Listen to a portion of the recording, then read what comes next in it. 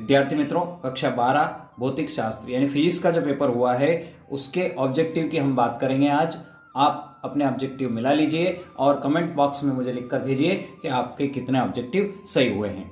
ये प्रश्न पत्र 2022 21 तारीख को जो संपन्न हुआ है माध्यमिक शिक्षा मंडल मध्य प्रदेश भोपाल वाला। आइए हम देखते हैं प्रश्न स्टार्ट से किस प्रकार से पूछे गए थे और इनके सही जवाब क्या क्या है। सबसे पहले बात कर रहे हैं हम सही विकल्प का चयन कीजिए। तो पहला प्रश्न था, किस उपकरण का उपयोग वोल्टेज नियंत्रक के रूप में किया जाता है। तो इसका सही जवाब है तीसरा वाला भाग, जेनर डायोड। जेनर डायोड का उपयोग वोल्टेज नियंत्रक के रूप में किया जाता है। प्रश्न क्रमांक 2 था, ओमी प्रतिरोध कौन सा है। तो ये तांबे का तार जो वाला सेकंड ऑप्शन है ये सही है। इसका ओमी प्रतिरोध जो है वो तांबे का तार होता है। तीसरा, संयुक्त सूक्ष्मदर्शी में नेत्रिका की फोकस दूरी अभिदर्शक की फोकस दूरी से अधिक होती है। हमने पढ़ा था, दोनों रूप से पढ़ा था, अभिदर्शक की फोकस दूरी नेत्रिका की फोकस दूरी से कम होती है और नेत्रिका की फोकस दूरी अभिदर्शक की फोकस दूरी से अधिक होती है। अगला प्रश्न डी भाग है इसका, एक प्रोटॉन में न्यूनतम आवेश होता है। तो इसका तीसरा भाग है 1.6 इंटू 10⁻⁻19 कूलाम, 1.6 गुणित 10 की घात ऋण 19 कूलाम, यानी तीसरा भाग इसका सही है। किसी कुंडली का स्वप्रेरकत्व निर्भर करता है, निर्भर नहीं करता है। तो हमने पढ़ा था स्वप्रेरकत्व कुंडली की लंबाई पर निर्भर करता है, त्रिज्या पर निर्भर करता है, फेरों की संख्या पर निर्भर करता है, लेकिन वो किस पर निर्भर नहीं करता है। इसका सेकंड ऑप्शन सही है, कुंडली में प्रवाहित धारा पर निर्भर नहीं करता है। अगला प्रश्न है, ट्रांसफार्मर किस सिद्धांत पर कार्य करता है। तो ट्रांसफार्मर अन्योन प्रेरण के सिद्धांत पर कार्य करता है। विद्युत चुम्बकीय तरंगें उत्पन्न होती है। तो विद्युत चुम्बकीय तरंगें उत्पन्न होती है त्वरित आवेश से। यह था आपका पहला, और यदि आपने इन जो मैंने बताए हैं अगर ये सही है तो आपके सातों ऑब्जेक्टिव यहाँ पर सही हो जाएंगे। अब चलते हैं हम रिक्त स्थानों की ओर। रिक्त स्थान में पहला पूछा गया था, सबसे अधिक आवृत्ति की विद्युत चुम्बकीय तरंगें क्या है। तो सबसे अधिक आवृत्ति की विद्युत चुम्बकीय तरंगें हैं गामा तरंगें। गामा किरणें जो होती है वो आपकी यहाँ पर सही जवाब है उसकी।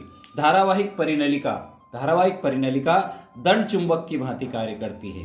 दंड चुंबक की भांति कार्य व्यवहार करती है। मीटर सेतु किस सिद्धांत पर कार्य करता है।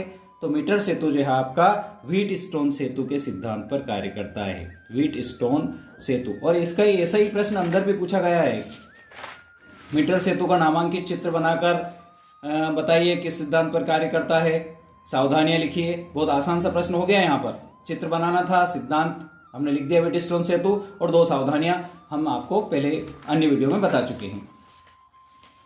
इसके अगले भाग में चलते हैं, जल के अंदर वायु का बुलबुला कैसा व्यवहार करता है। तो जल के अंदर वायु का बुलबुला अवतल लेंस की भांति व्यवहार करता है। अवतल लेंस की भांति व्यवहार करता है।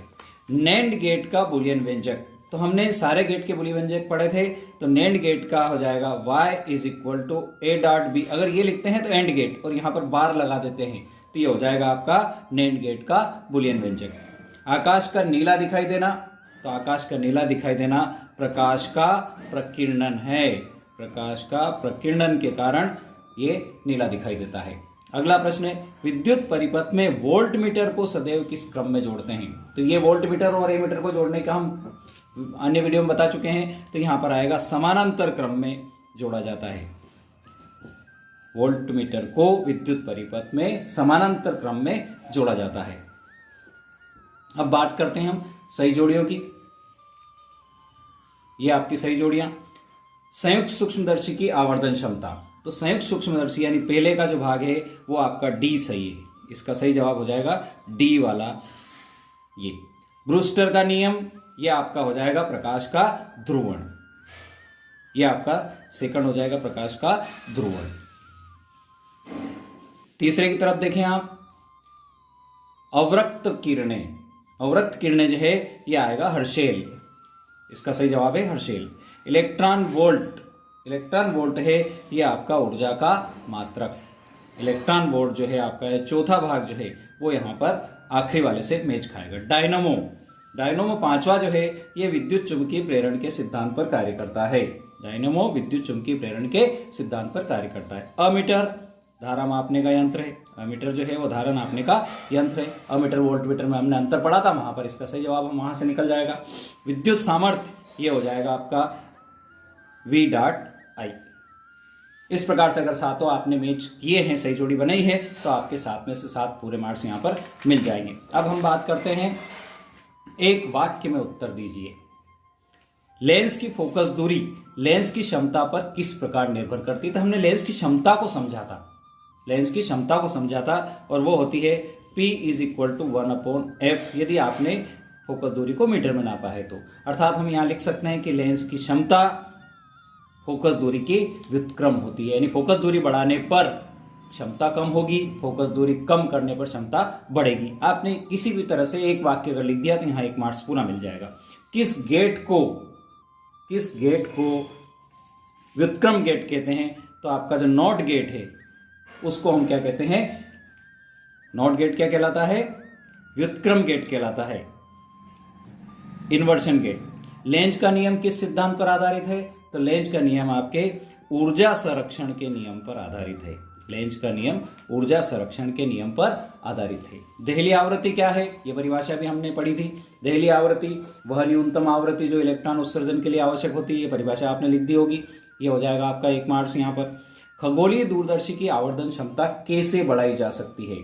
तो खगोलीय दूरदर्शी की आवर्धन क्षमता FO यानी अभिदर्शक लेंस की फोकस दूरी को बढ़ाकर, यदि हम उसको बढ़ा दें तो हो जाएगी, या हम ऐसे भी लिखते हैं FE को कम करके। यदि हमने ये लिखा कि FE को कम करके यानी नेत्र लेंस की फोकस दूरी को कम करके लिखते हैं तो भी आपका सही जवाब यहां पर हो जाएगा। कुचालक माध्यम की उपस्थिति पर विभव पर क्या प्रभाव पड़ता है? तो विभव कम हो जाता है, विभव कम हो जाता है। अगला है आपका विभव विस्थापन धारा किसे कहते हैं या किस कारण उत्पन्न होती है? तो ये विस्थापन धारा परिवर्ती विद्युत क्षेत्र के कारण उत्पन्न होती है। परिवर्ती विद्युत क्षेत्र के कारण जो धारा उत्पन्न होती है वो धारा विस्थापन धारा कहलाती है। विद्यार्थी मित्रों, मैं हूं बलवंत भंडारी और आप देख रहे हैं मेरा YouTube चैनल गुरु एंड देव। पूरे प्रश्न पत्र का सॉल्यूशन मैं आने वाले वीडियो में आपके बीच रखूंगा। अगर वीडियो पसंद आए तो लाइक करें, शेयर करें और अपने मित्रों को जरूर बताएं ताकि वो इस तरह के वीडियो का लाभ ले सके। ओके, थैंक यू, जय जिनेंद्र।